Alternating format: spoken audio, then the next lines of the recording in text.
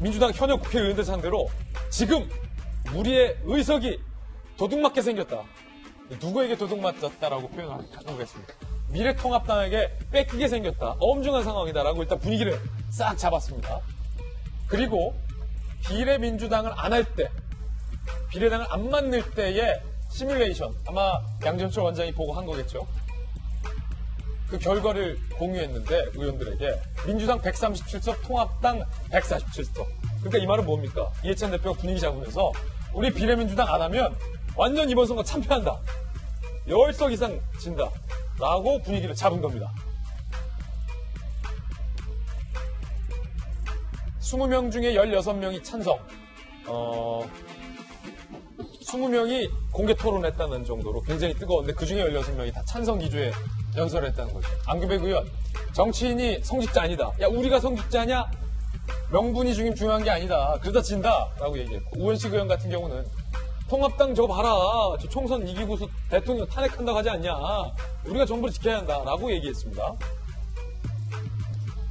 이에 대해서 단 4명, 박용진, 서울시구 출신, 조홍천, 서울시구 출신, 서른 김혜영 의원이 명분 없다. 반대를 했어요. 4명뿐. 당 안팎의 비판도 있습니다. 이 의총이 여는 게 명분 쌓기 위한 행위 아니냐? 라는 분위기도 있었습니다. 12일, 13일 전당원 투표로 확정을 하겠다라는 얘기가 나오고 있고요. 대표적인 찬성론자 중에 한 명이 송영길 의원의 발언도 저희가 인터뷰했고, 저 4명 중에 2명, 조홍천, 박용진 의원, 저희 도시구조 출신이잖아요. 반대 의견을 펼친 의원들도 저희가 인터뷰했습니다. 들어보시고 여러분께서 판단해 주십시오. 상대방이 중앙선을 침범하는데 방어 운전을 해야지. 내 차선만 고집할 수는 없잖아요.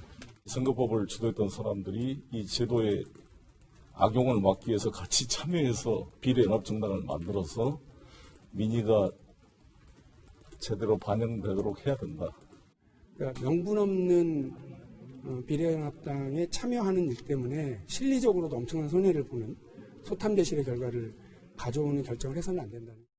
정의당하고 민생당 참여 안 하겠다고 그러는데 그거 어떻게 된 거냐? 그러면 연합이 되는 거냐? 청소가 되면은 국민들한테 우리 당 말고 다른 당에 투표를 해달라고 얘기를 해야 되는데 정당민주주의 원리상 그건 대단히 중차대 아닙니다.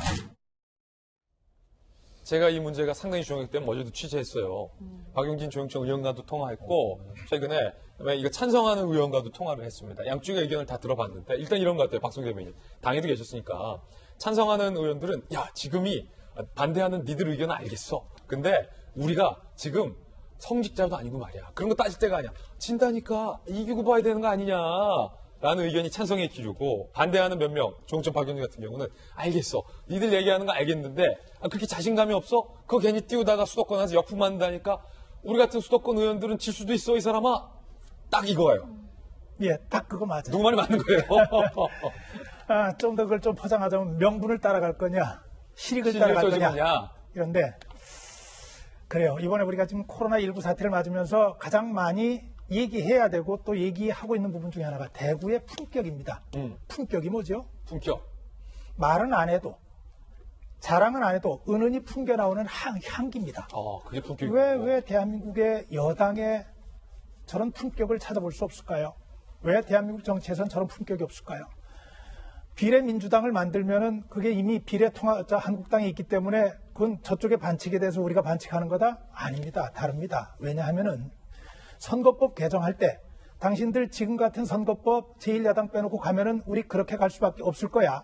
우리 갈 거야 하고 경고했던 겁니다. 네. 경고했는데 간 겁니다. 간 상태에서도 니들 그런 반칙 종이정당 가짜정당 인정 안 해. 우리는 당당하게 국민 보고 갈 거야 하고 국민 앞에 약속을 했고 그런 비례한국당을 고발까지 했었던 사람들입니다. 근데 지금 이렇게 한다는 건 말이 되겠어요? 이 시점에서 좀 물어보고 싶어요. 그러면 선거법 개정은 왜 한 거죠? 선거법 우리 개정할 때 목표 기억합니까? 국민의 다양한 여론이 다 반영될 수 있도록 소수 정당들이 국민의 여론 속에서 국회 진입해서 국민의 의사를 대변할 수 있도록. 두 번째, 거대 정당들이 국회를 싹쓸이하는 이런 폐단 없앨 수 있도록. 두 가지 목적을 가지고 내놓고 했는데 이렇게 가자면은 그 선거법 개정 왜 한 거예요? 이 얘기하기 전에 그러면 저희들이 선거법 개정을 했는데 생각이 모자랐습니다. 국민 여러분 죄송합니다. 이거 어떻게 할까요? 그래도 저희들 한 번만 봐주십시오. 사과가 있어야 돼요. 사과도 없어요. 중요한 건 이런 민주당의 행태가 이번이 처음이 아니라는 거예요. 답은 이미 정해놓고 요식행위를 가는 거예요. 비겁한 거예요. 왜? 욕먹지 않으려고 자기들의 어떤 알리바이를 만들기 위해서. 처음이 아니라는 거 제가 말씀드릴게요. 2014년에 지방선거가 있었어요. 그때 당시 민주당의 대표는 김한길 대표였습니다. 새정치연합 안철수 대표가 통합을 했어요. 통합을 하면서 약속을 합니다. 뭐라고? 우리는 국회의원의 하부기관으로 전락한 기초의원들 그런 일 이제는 더 이상 방치하지 않겠다. 기초의원 공천 안 하겠다. 기초자치단체장 공천 안 하겠다. 무공천 선언했어요. 그리고 갔는데 약속 호기 있게 선언했는데 돌아가는 게 안 되겠다는 현장의 얘기들이 막 올라온 거예요. 똑같은 형식을 통해서 2주 전에 공천하는 걸 결정을 해놓고 지도부는 빠졌어요. 우리 일제시대 때 소설 중에 술 권한한 사회라는 소설이 있었습니다. 뭡니까? 이 복잡한 세상 술 마시고 다 잊어버리자. 이 세상이 날 자꾸 술 마시게 속상해 죽겠어. 이거예요. 저는 지금 여당을 보면서 뻔뻔함을 권하는 사회가 된 거예요. 비겁함을 권하는 사회가 되고 국민 용납하면 안 되죠. 박성규 대변인 개인 의견. 박성실 총장. 좀 더불어민주당은 박성규 교수님 지금 미래통합당에 안 계신 것을 정말 다행으로 생각합니다. 당이 안 계셔요 지금. 구구절절히 이제 말씀하니까 맞는 말씀이에요. 그럼에도 불구하고 좀 더불어민주당에서 이제 이런 식의 의총에서의 그 논쟁은 이제 그만둬야 된다. 자, 어떤 것이 더 저스티스, 정의에 옳고 명분에 오르냐는 논쟁은 한 번으로 이제 맞춰야 됩니다. 그러면 비례 민주당을 만들어야 된다라는 현실적인 상황에 이제 봉착이 됐단 말이죠. 여기서 저는 정말 이 치밀한 논쟁이 있어야 된다고 봅니다. 뭐냐면 지금 탁상 공론식으로 저 제도가 도입이 되면 우리가 비례 민주당을 만들면 몇 석이 되고 만들지 않으면 통합당이 147석이 돼버린다. 10석 이상 크게 진다. 이것은 이제 책상에서 하는 이야기입니다. 예. 정말 당이 인기가 있어야지 의석을 많이 받는 거죠. 예. 지역이든 비례대표든 간에. 그러니까 저거는 비례대표를 많이 받으려면 정당으로 투표해주는 국민들이 많아야 의석을 많이 가져가잖아요. 그래서 이제 두 가지죠. 이 논쟁은 가급적이면 이런 아침에 좀 많은 시청을 하는 방송에서 이제는 좀 사라지도록 해야 된단 말이에요.